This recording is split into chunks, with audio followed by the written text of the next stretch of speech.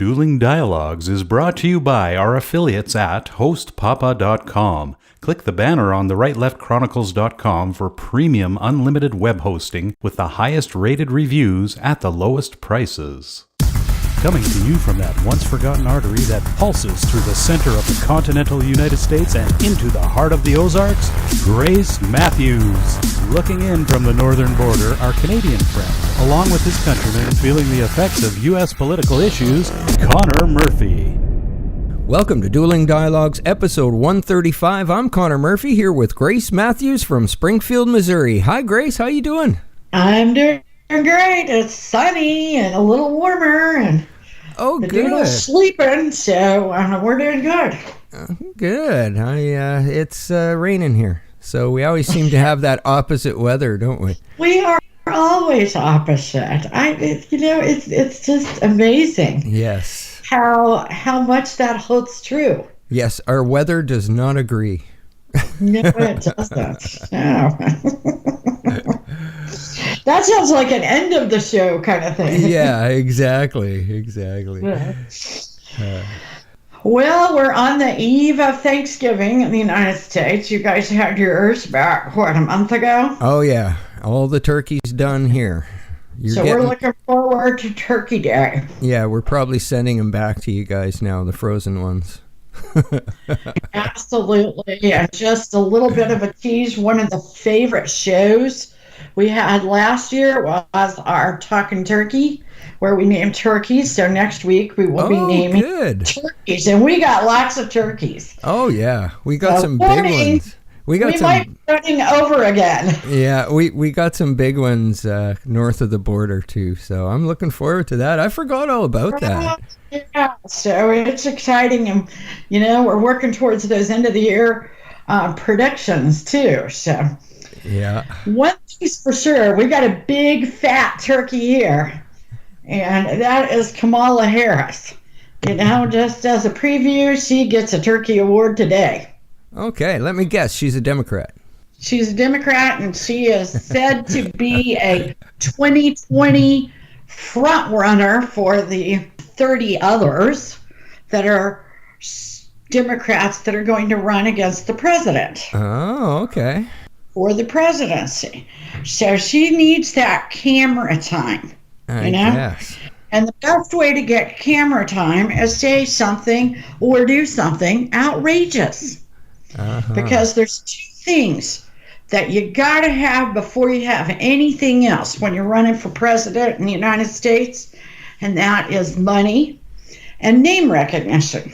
Well, the senator from California is working on that real hard. Now, she is part of the Homeland Security and Governmental Affairs Committee. And they were having a hearing yesterday to confirm the president's nominee to run Immigrations and Custom Enforcement, better known as ICE. Right. There's a lot of stuff going on out there that negativity towards ICE, but they keep us safe.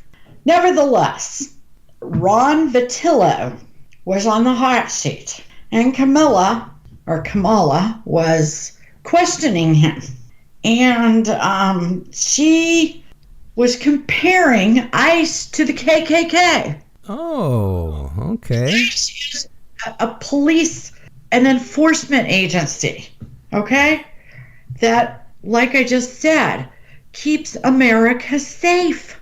Wow. Okay. So she's comparing them to those guys that wore white sheets and killed black people because they're black. Unbelievable. And she's running for president. Yeah.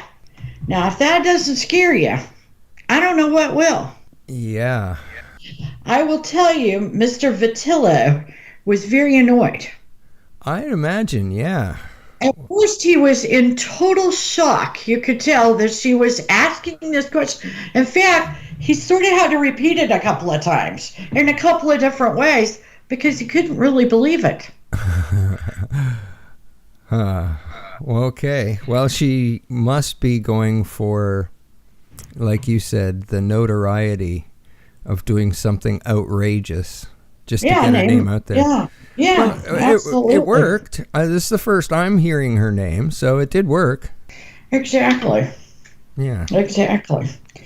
So, and speaking of those that like to be in front of the camera, our friend Jim Acosta and CNN won the suit that they filed a few days ago that would reinstate Acosta's press credentials to the White House. Now, if you'll remember, he was very rude with the president. Right. And the president pulled his credentials. And the judge ruled in favor of CNN and Acosta. Now, yesterday, Fox News and others joined as a friend. That's how they, in the lawsuit in favor of CNN.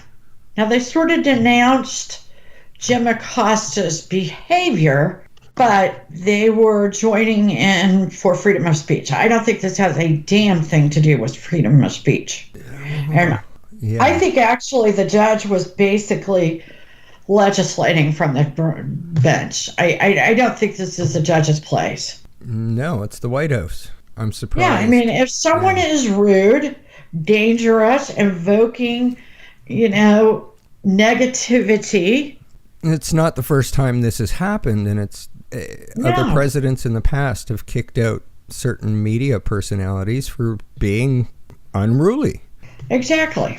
So the judge said, as if he were talking to a bunch of kindergartners, that if someone at the pulpit in the White House feels that someone is too rude, they need to turn around and walk out.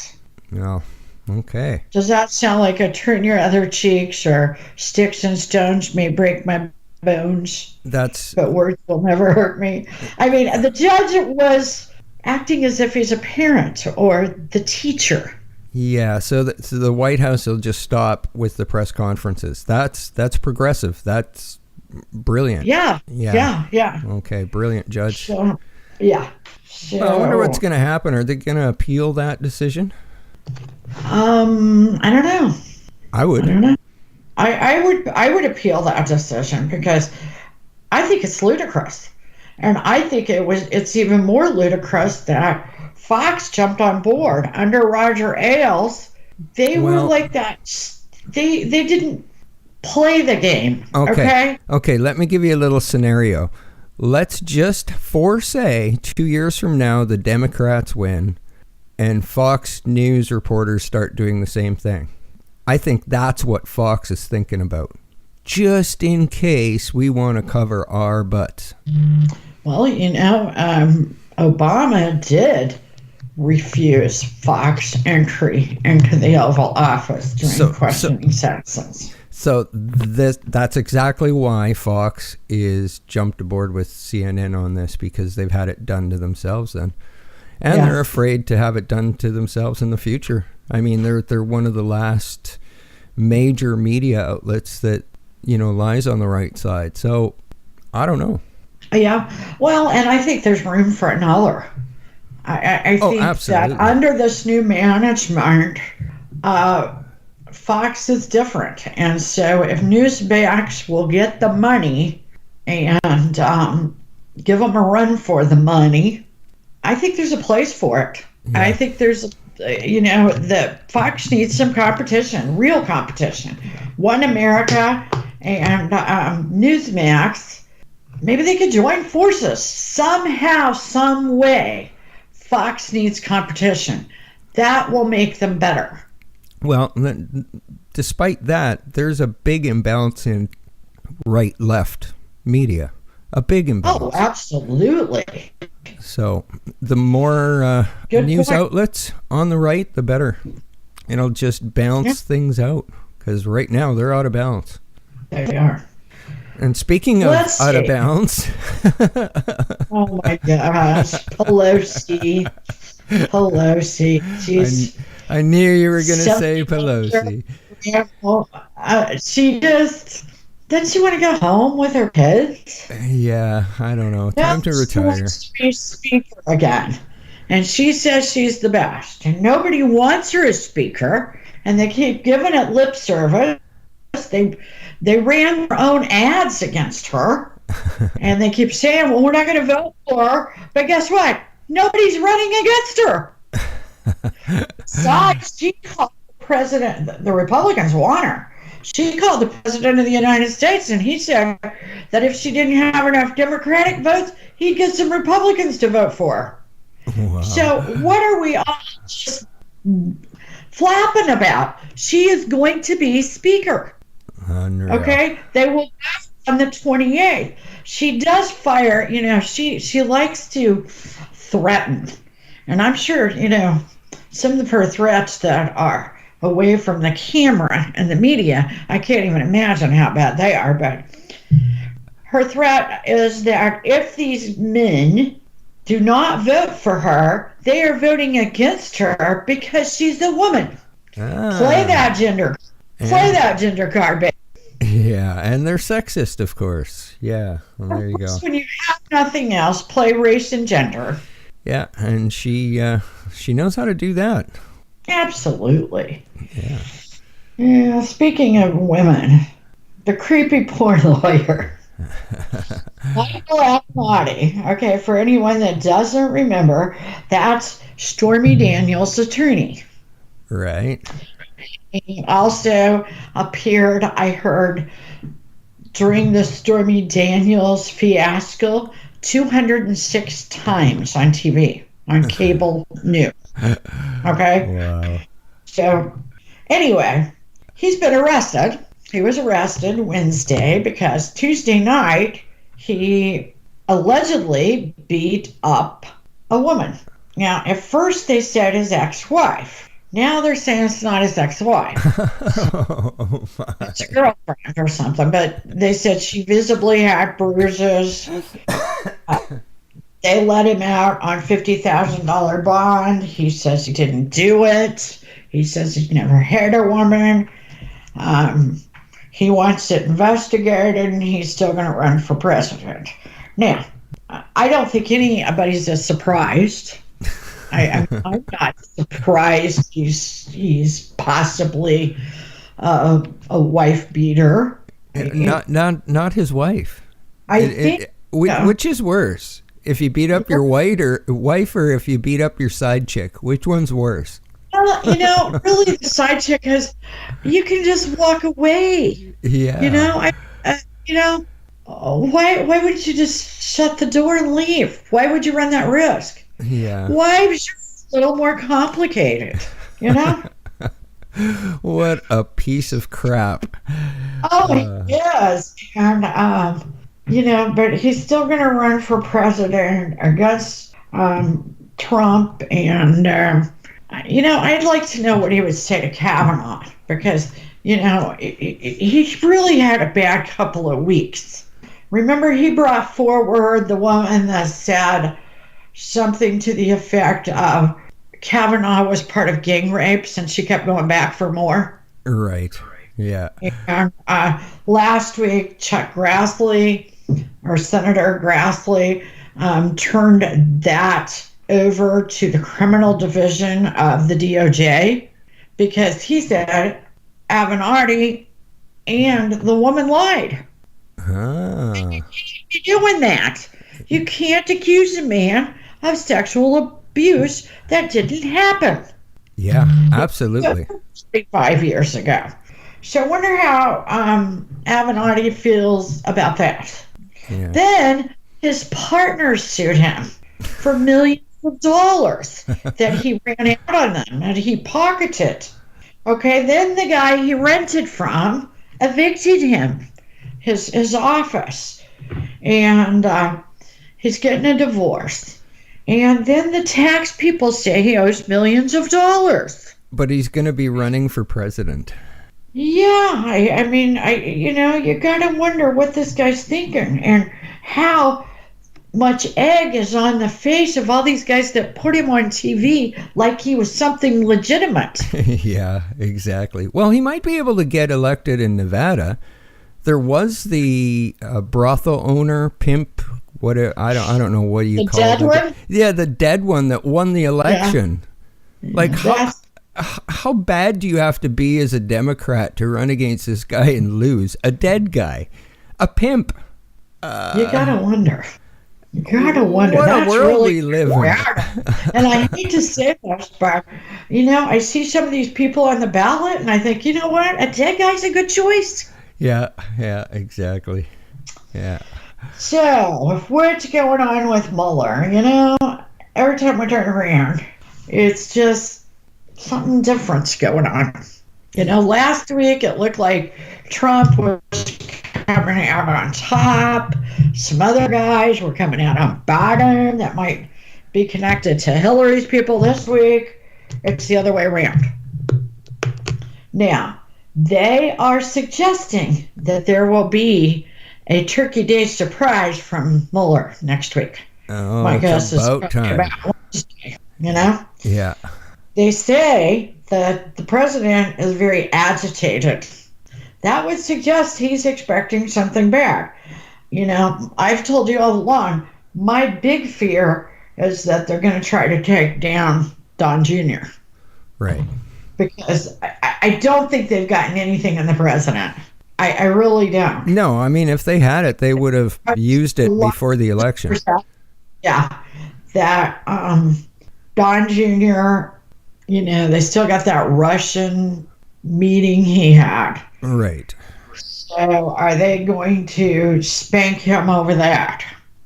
They also say that next week they might pull Manafort back out and use something that Manafort told them against the president. But I think the biggie today is that they're indicting Julian Assange. Wow. Now, I don't know. Do they really think he's going to show up? Well, nobody's heard from him in like 6 months. Is he still in the There's all kinds of theories. consulate? Yeah, there's all kinds of theories that they assassinated him 6 months ago because nobody's heard from him. They cut off his internet. Really? Yeah, they've cut off his internet. Well, I heard that, but I assumed he got it back by now. Yeah, nobody's heard from him. So, don't know. Wow. So we might be electing a dead guy and indicting a dead guy. Yeah, could be. Never know. Well, and, if you're going to indict Julian Assange, let's assume he's alive and he could show up. Wouldn't you go back and indict some of the Clinton people? Yeah, exactly. Surrounding the email, the uranium one. How could you bring in the whole WikiLeaks part of this picture and not go back to the Hillary Clinton part of the picture? Well, very interesting you should say that, because I know Assange did have copies of the Hillary emails. Exactly. So is he going after Hillary by indicting Assange? Which last week we said, that's kind of been the theory of QAnon. Right. Huh, interesting. So, but why would this president be agitated? Because even if that's the way it's going, he could still be messing with Don Jr. The two are not exclusive when it comes to Mueller, because Mueller, nobody put the reins on him. He's just got this free, nobody said, this is your box, you have to play in this box. Right. You can't just go after a crime. You can't create a crime. We don't want this to be a witch hunt. So far, nobody seemed to do that. Yeah, so far he's, uncovered everything but Russian collusion. Exactly. And you got to wonder why there weren't perimeters. You're looking into Russian collusion, that's it. Yeah, exactly. You're done, you're done. Yeah. And how many millions of taxpayer dollars do you figure it's cost so far? Well, my last number I heard was 27 million, and that is a long time ago.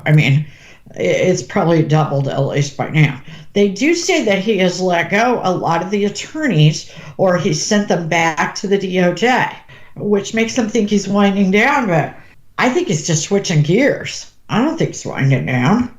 Yeah, I don't know. Something's up. That Assange getting called up, man. That's something different. That's something else. Yeah. Something's going on.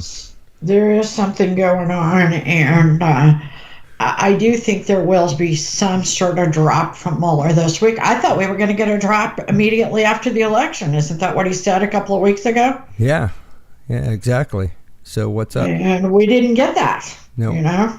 So, okay. Well, who's your favorite news anchor? Well, Tucker's up there. Yeah. Well, for most people, he's at the bottom. But I guess your favorite is different than who you trust, because Hollywood Reporter did a pretty well planned. Let's see, how many people did they survey? 2,200 adults. Now, the way these surveys go, a lot of times they'll do 100 people. So 2,200 is actually pretty good. And they asked who they trusted. Okay? Okay. Lester Holt came out on top. Then Anderson Cooper, who has like 5 listeners. 5 viewers. And then you got Robin Roberts, and David Muir, and Brian Williams is next. Now, remember, he told the fib about being in Iraq, and he got taken out of the nightly news and sent to MSNBC. Then the top person at Fox is Harris Faulkner. She's got the least amount of viewers of anybody on Fox. And I think that's due to her time slot. It's not her. But the people that have the best numbers as far as viewers are the least trusted. Wow. Now you've got I have a hard time. Those guys are down at the bottom. Only 12% of the people trust them. But yet they've got the highest rated morning show on TV. Or at least cable TV. Wow. Shaq Smith used to be the most trusted guy in news across the board for a long time. He's down there at 13%. I have a hard time believing that Anderson Cooper is number 2, and people don't know about his ties to the CIA. Ooh, tell us. Well, it's something I heard that he has basically got ties to the CIA. I'm not really. Yeah, YouTube it. We'll talk about it in the future. Yeah, let's do. Yeah. Mika Brzezinski is pretty low, but guess who is the last on the list? I could not. At 8% believability and trust. Joe Scarborough, Morning Joe. Wow. Okay. Yeah, wouldn't you like to be him and Mika? Mika's pretty low too. I don't know. Morning Joe, supposedly they don't have a lot of viewers, but they have the Beltway, that DC crowd of, I don't know, the deep state and the Democrats, the Republican deep state and the Democrats, and that's a pretty powerful group apparently to view in on you in the morning. So I don't know. I don't really know what to think about this list. I think you have to do it on a broader scale because it's going to matter where they did this survey. Did they do it online? Well, how do you ask it? Do you ask it do you ask who's your favorite and then who do you trust? Because, it's kind of like, I love my husband, but I don't trust him kind of thing. That's exactly how this turned out. Yeah, pretty much. Yeah, I can agree there. And, yeah, we can, but we don't always agree. And life's a journey. We're all in this together. Thanks for listening. Godspeed, Connor, and Godspeed to all of our friends out there. Godspeed, Grace, and thanks for listening. Dueling Dialogues is brought to you by our affiliates at hostpapa.com. Click the banner on the rightleftchronicles.com for premium unlimited web hosting with the highest rated reviews at the lowest prices.